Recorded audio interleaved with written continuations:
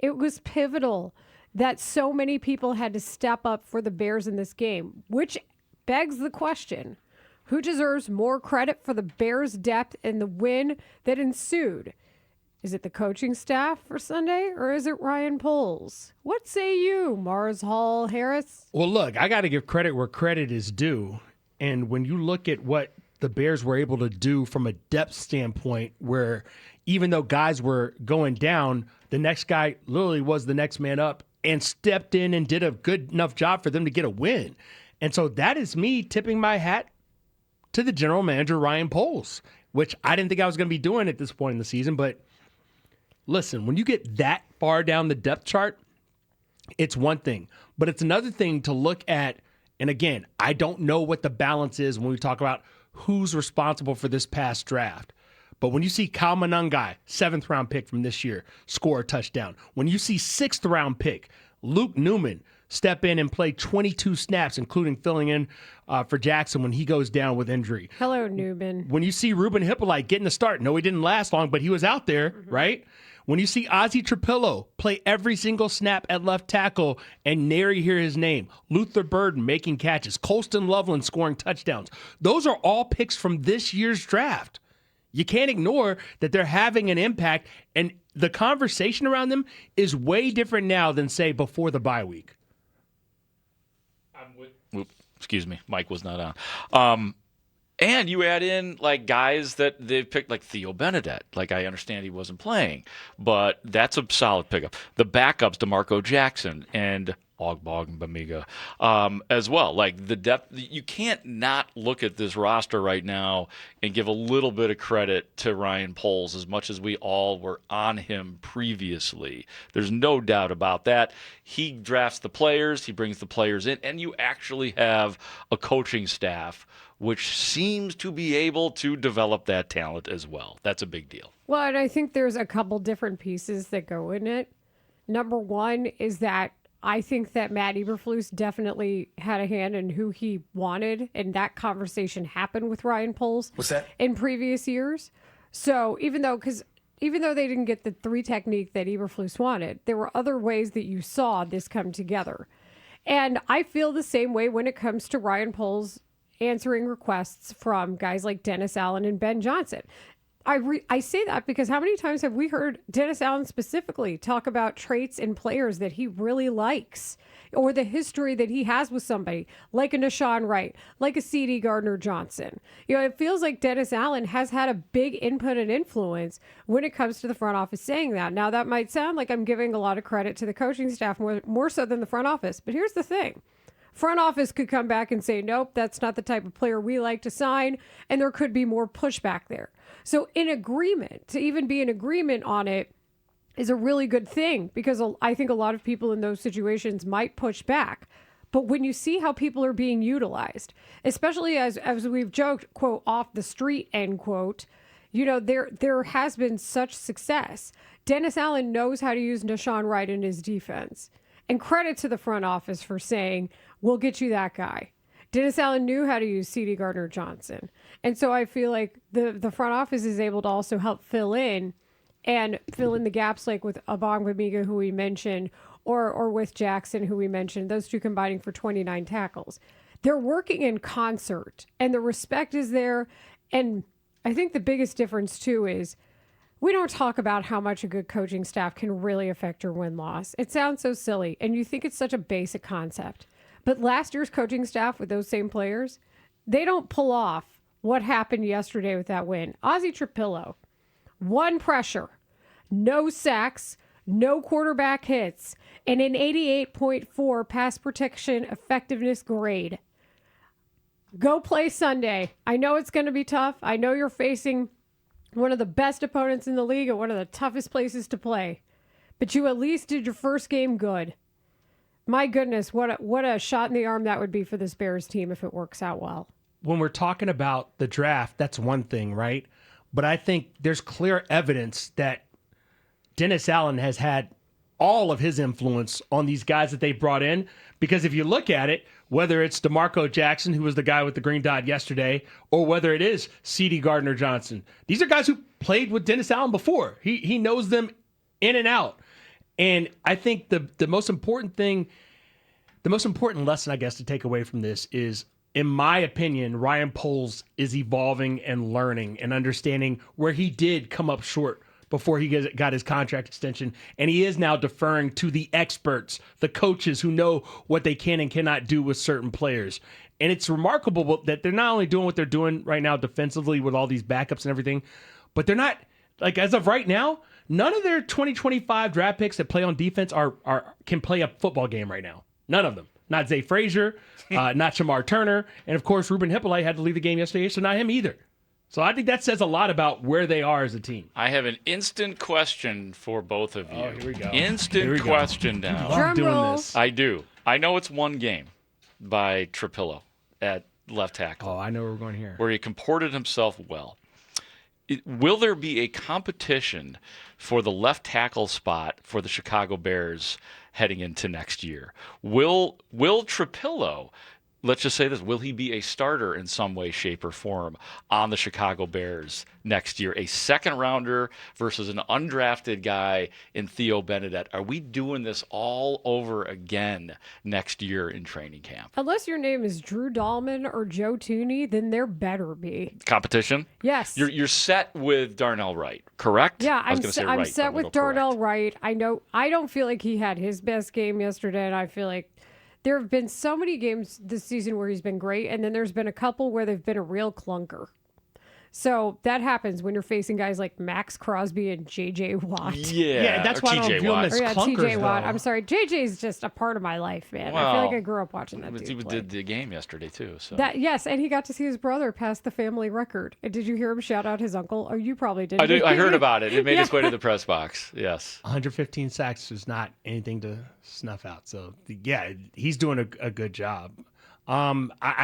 I think there probably will be an open competition. It's interesting, isn't it? There should be. Yeah. And frankly, if nothing else, for the fact that I didn't hear a false start penalty No yesterday. falsies. Iron And sharpens iron. I like Theo Benedette. I think it's great that he is getting his due. And I feel like it's a great thing that the Bears don't have an ego about this to the point where they're going to say, this isn't our draft pick. He's undrafted free agent. But at least he has earned the right to put himself in the position to try to earn the spot. But this is one of the most important positions on the damn team. Yeah. It had better, if there's any question you have, this had better be a competition. And we're not even talking about Braxton Jones, who probably won't even be around. Karana Magaji, anyone? Karana Magaji. So that's my point. But he's hurt too. You know, they're both on IR, aren't they? But he'll be here next year. There's no doubt about it. So he'll be part of something.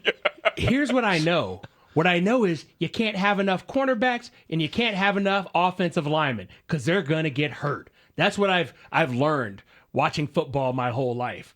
And I think with the way passing offenses work, you're always going to need another defensive back. Guess who's got a surplus as soon as those guys come out? Yeah. And now, because Ozzie Trapillo, as you said, comported himself the way that he did, Theo Benedette, whichever one of those guys you want, and I think it's going to be Theo Benedette, becomes this auxiliary piece that you can now use, plug and play. And that is a great thing for a team trying to build the depth that you need to get, first of all, through an NFL season, but also have a little something if you need to make a trade to get a big-time playmaker down the road. I have an instant question for you. Okay. On Go ahead. Rahimi, Harris and Grote on 670 The Score. Our segment brought to you by AlmostFreeTeeth.com. Save on dental implants today.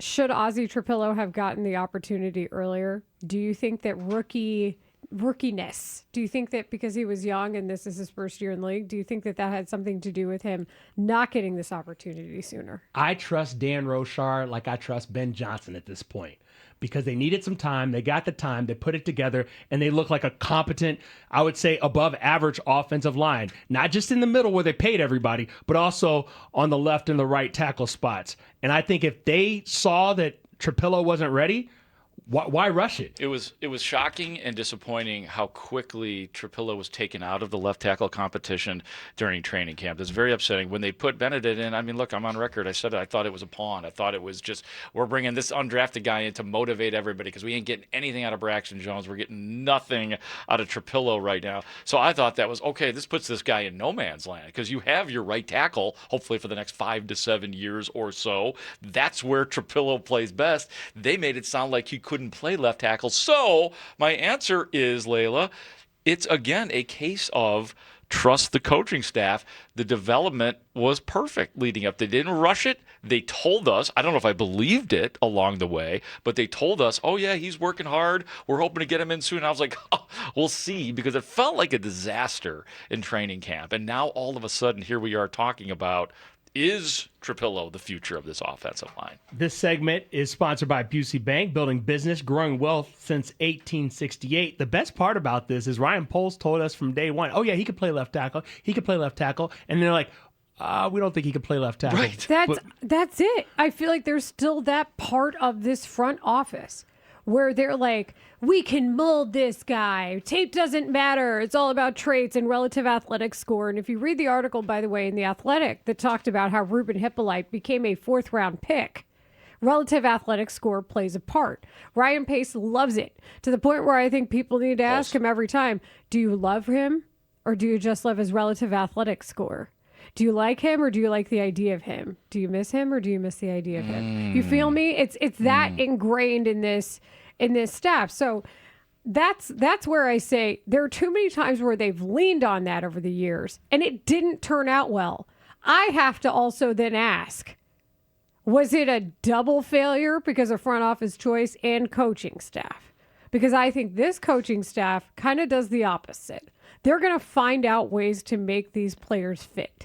I think the ultimate part of this, though, is that Ryan Poles was, as far as I could tell, right about Ozzie Trapillo, because I saw him play left tackle against one of the most feared fronts in all of football and hold his own. So I think it was just a matter of development. It's going to take some time, and maybe more time than they thought it would take if you go back to training camp and what you saw as far as the 3-man weave between Braxton Jones and Karana Magaji. You could start naming names, right? Yeah. There's a bunch of guys that were over there. And then Theo Benedict is like this 4th dark horse comes in and takes the spot from those 3 guys. It's amazing. It's remarkable. But I think Ryan Poles was right, so I'll give him his due on this Monday at least. If Trapillo plays again this week against the Eagles and there's not a lot of issues, like, then are we talking about this year? Yeah. Like, between Benedict and Trapillo in terms of a competition?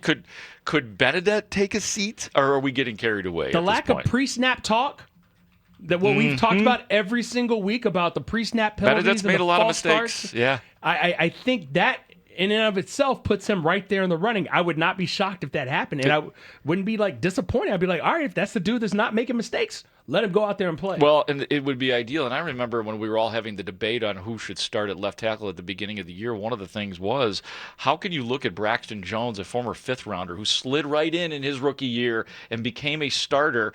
A lot of people assumed, hey, man, if you could do that, then Trapillo, no doubt about it, he's going to be a starter. So but they didn't. It didn't work well. It didn't. And you're right. And every time we talked about Braxton Jones, it was with the qualifier for 5th-round pick. And I don't like doing it because I like him as a person. I think he's really great to talk to. I see why they want to work with him. You know, that's the hard part, too.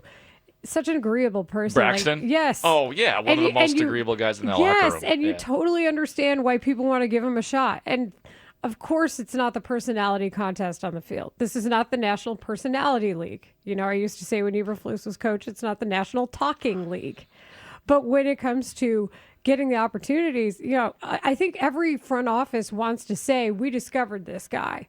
You know, they want to have that diamond in the rough that they think they've unearthed. But sometimes you just have to go with the obvious people, too, and the obvious needs, and that will help you. Like, nobody's ever complaining about the front offices that don't do that and just get the guys they want, because they got the guys they wanted. That's the goal, right? Just get the guys you want by any means necessary. Go out, and that I thought they took a big step. I thought they took a big step this past offseason because they went out and they made a trade and got a guy they wanted out of Kansas City, and he has become the rock of that offensive line. They went out and got the guy from Atlanta on both sides of the ball.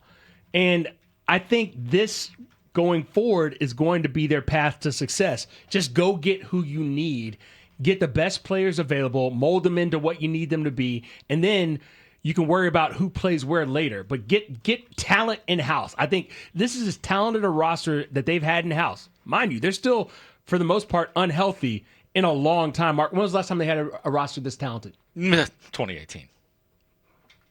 I think that's the last time I trusted a defensive coordinator as much as I do, yeah. Defensive coordinator? Yeah. Oh, yeah, Fangio. Coming at you next week, by the way. Somebody could be walking down the street and Vic Fangio would find a way to make that person a linebacker. Oh, yeah, man. He's a bad at. Yeah, we'll be talking about him a lot this week. 4 days. Yeah, because he's short week. He's running that Eagles defense. Yeah, and Ben Johnson is the only one who thinks that having the extra day is the advantage because he's so used to coaching for Thanksgiving. I thought that was a great point, which I didn't even think about when he said it. But I was like, oh, yeah, that's right. You get an extra day compared to what you're used to at this time of year. But your entire staff does it. Like, your staff wasn't all from the Lions. That's what makes it funny, too. But give Ben Johnson an extra day, and I like what could happen.